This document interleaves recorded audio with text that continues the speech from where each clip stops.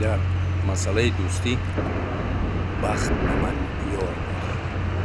با آدمانی همکاری داشتم، ششت و خیز داشتم و همراه کار و پیکار میکردیم که حقیقتا هم شخصیت های بسیار عزیز، انسان های کامل و ایجادکاران نادر بودند. یکی از آنها جوش جنت شود سفر ایوب زاده محزون بود که یک هفته باز با ما نیست. او این دنیای فانی رو ترک کرد، به ابدیت پیوست و از او به ما خاطرات و چند کتاب شعر باقی ماند. ایوب زاده حقیقتا هم مرد شریف، بسیار خاکسار ولی ایجادکار بسیار جدی بود که گویا غیر از ادبیات اصلا شعر چیز دیگری رو نمیدونست. من 47 سال با او همنشین، همکار و رفیق رازگو و رازشنو بودم. سال 1973 ما با هم آشنا گشتیم و تا لحظه آخرین زندگی با ایوب زاده ما در رفتار و در مکاتبه بودیم. هر روز وقتی که امکان بود وا میخوردیم، ایجاد شاعر رو محاکمه میکردیم.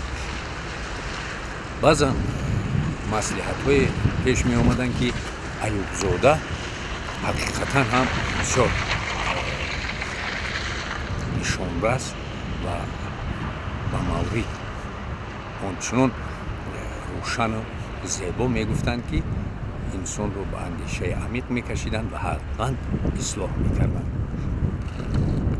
همگی 3 ساعت پیش از رحلتشان با فیسبوک برآمدند و ابراز داشتند که بعد لحظه با دستگاه صنعی می پیوندم و دعا کنید که من تا مردن زنده باشم. بله، او همیشه همین طور زیبا، لطیف و بسیار یک طنزی شیرین نشانرس همراه داشتند و همیشه کوشش میکردند که سخنشون باید وزن داشته باشند.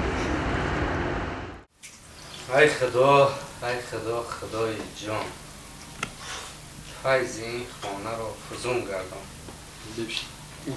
صاحب خانه را جوانی ده، همدل و دوستان جانی ده.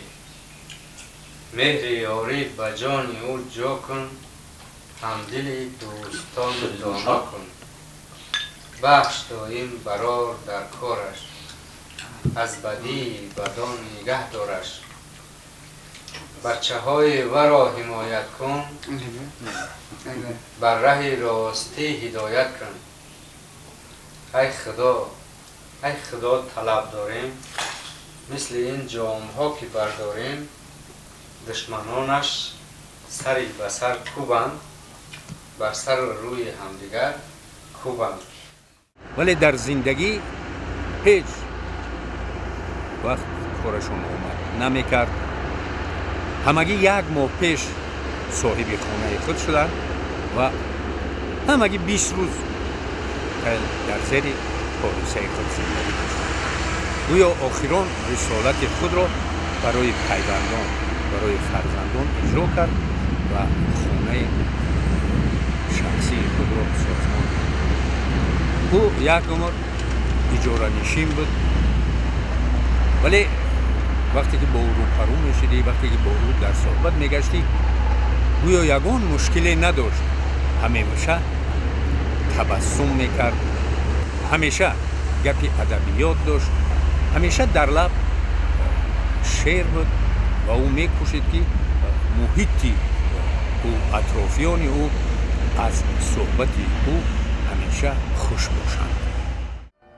دم اسیر سخن گشته باشم آزادم، فقط کرشمه الهام میکند شادم. ز شعر و حرف و سخن ساختند بنیادم، اگرچه داد سخن در زمانه من دادم، ستاره‌وار زمانه نمی دهد دادم.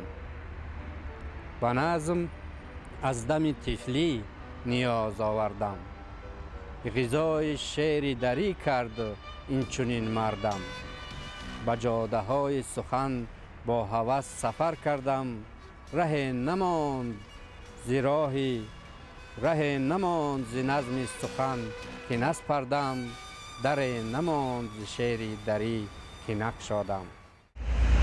من خوشبختانه در همه مورد در شکست ریخت او شاهد بودم، با او بودم و تا حد امکان هر دو نیز میکوشیدیم که به هم یگان کمک کرده باشیم. اصلا ادیب به ادیب چی کمک کرده میتواند؟ یا یگان مصلحت اصلاح یا تحریر و یا به کسی به کدام چاپخانه مراجعت کردن رو توصیه میدادیم و توصیه میگرفتیم، یا تحریری متن یا اصلاح کدام یک پاره ایجادمان رو. خوشبختانه محیط ما از آغاز محیط سالم ادبی بود. در گروهی که ما تحصیل داشتیم چهره های شناخته امروز در سرتاسر تاجیکستان کار و پیکار دارند. از آن جمله حافظ بسیار آوازه‌دار دیار جمعه خان سفر که با ما در یک گروه در یک کورس میخوندیم. همیشه حتی ما چند نفر یک چند سالی دانشجویی در یک خانه در یک حجره خوابگاهی دانشگاه زندگی داشتیم و از گروه ما 3 نفر اعضای اتحاد نویسندگان، اتحاد مشهورترین تاجیکستان، سبزیده به وایه رسیدیم. اولا سفر ایوبزاده محزون، بعدا گلچهره محمدیه و نهایت بنده حقیر به اعضای اتحاد نویسندگان تاجیکستان پذیرفته شدیم. من و ایوبزاده اعضای اتحاد ژورنالیستان شوروی هم بودیم. ولی ایوبزاده نسبت به همه ما جدیتر به ادبیات مشغول بود، خاصه به شعر، و او اصلا از زندگی سرچشمه گرفته ایجاد میکرد و خوشبختانه من قریب در همه